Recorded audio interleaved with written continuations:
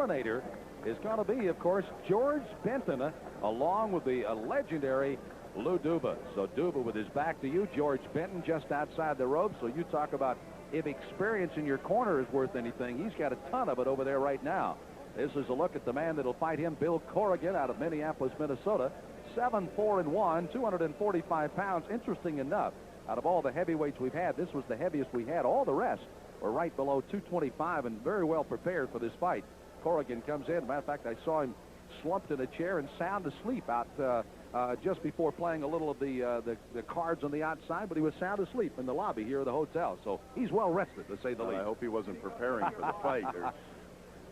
So both fighters are up. Let's go with the introduction of our fighters here as we get ready for heavyweights. Fighting 6 rounds here once again is our ring announcer, Jimmy Payton. Ladies and gentlemen, the next bout of the afternoon, 6 rounds in the heavyweight division. Introducing first, in the blue corner, he weighed in at 245 pounds. He has a professional record to his credit of 7 wins, 4 defeats, 1 draw, and 5 by KO. From Minneapolis, Minnesota, welcome Bill Corrigan. And introducing, in the red corner, he weighed in at 220 pounds. He has a professional record to his credit of 11 wins, no defeats, and 10 by KO. Fighting out of Samoa, let's welcome David Tua. 6 rounds of boxing in the heavyweight division. Corrigan goes one way, David Tua the other way. Tua will be in the blue trunks, while the green of Bill Corrigan here in our ring, Corona Extra. Bringing you our heavyweight explosion today from the new Aladdin Hotel Casino. As you see, Jay Natty is our referee for this fight, and they're ready to go. They're set for 6. And let's see how the Terminator comes out in a big hurry here. Terminator, a 1992 Olympic bronze medal winner for New Zealand, is Tua. And he comes out promptly here as Corrigan tries to backpedal away. Good arsenal of punches by Tua the 2 times we've seen him fight here so far, Bob. Oh, geez, you know, he's been down training in Houston, and I've seen him in the gym, and, you know, the biggest problem that Lou is having is keeping some sparring partners. This guy, I mean, he puts them to sleep. Tua with an amateur record of 84-5, 72 of those wins by knockout. And that's in 3-round amateur boxing, where, you know, safety is very important. I mean, this kid is just naturally heavy-handed. Lou Duva saw him over there in Barcelona and fell in love with him.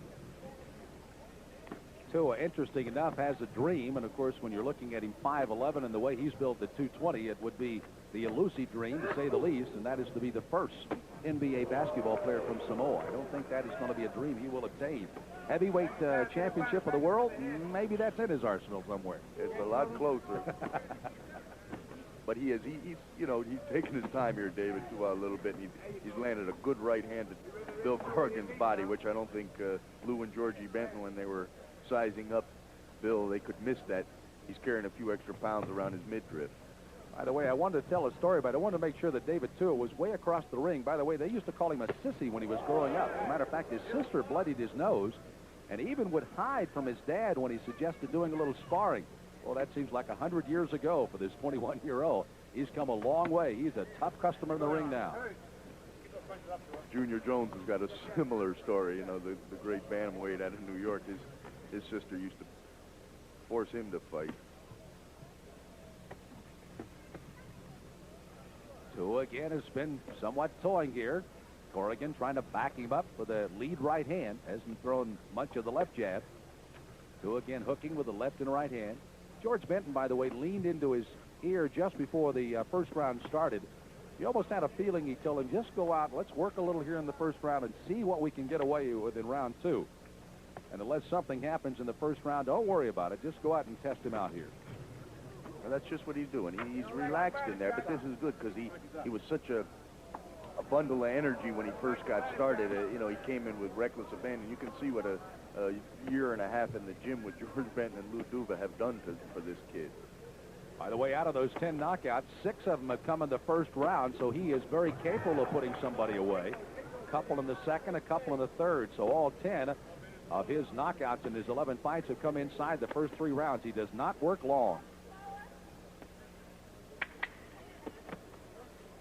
Corrigan will apparently survive the first round. For Tua to regroup, Corrigan to try to play some defense, and we'll find out what happens in round 2 in a moment.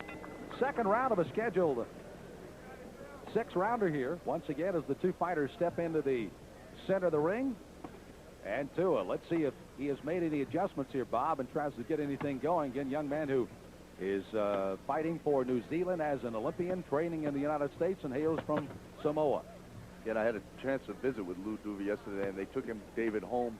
Had a nice big crowd for him, big homecoming for him, and they look forward to going back there again. I like his defense. You know, he's picked off everything that Corrigan has. He's definitely working with Corrigan here a little bit, but, you know, that doesn't stop Bill from trying to hit him. He's parrying his shots. He's working good, and he's coming in there looking for a clean shot to put Bill Corrigan back to where you saw him yesterday, Sam. Yep, sound asleep in a chair out in the lobby here at the Aladdin Hotel. You see how good Tua goes to the body. I mean, he hooks that body as well as anybody. You can already see some redness, and now he comes upstairs with a headshot. He's another example of a short fighter that, you know, uses his height to his advantage. Ooh. Oh, big punch, and Corrigan staring at the ceiling. He will not make it up for this one. Corrigan's going to be out, and he's going to be stopped here. As the referee, Mr. Natty, says, no, it is over in round number 2. Rightfully so. Well, Corrigan, when he fell almost straight backwards, was looking straight at the ceiling, and he really took a shot from David Tua.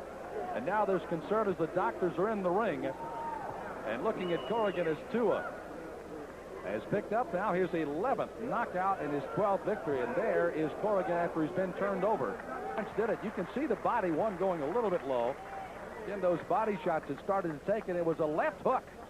So the left hook is what finally put him down, and it was a wide sweeping left hook, and down goes Corrigan. This is a better angle of it. There it is. Boom. Got him right by the ear. 1 minute, 17 seconds of the second round. Winner by knockout, David Tua.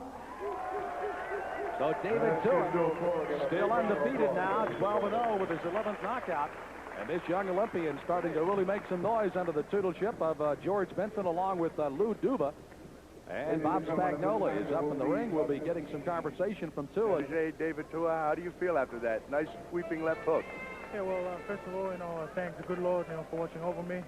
You know, mentally it was meant to be a hard fight, but thank God for looking over me. Yeah, you know, I stick to the game plan that George and Lou Duva got me doing. All I got to do is just take my time, pick my punches, and just be sharp and just be alert. And I'm very happy the way things are working out.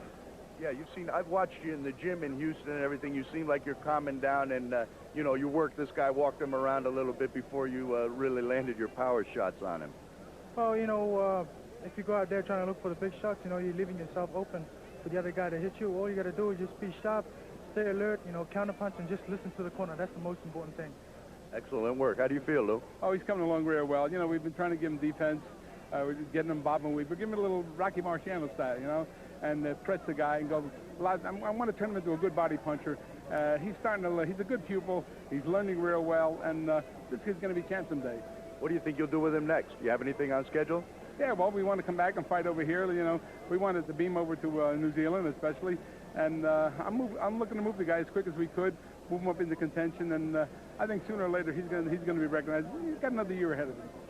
Sure. Take your time. All right. Well, congratulations, fellas. Good job. Back to you, Sam. Thank you very much, Bob Spagnola, and another short day's work again by David Tua. And here was the end.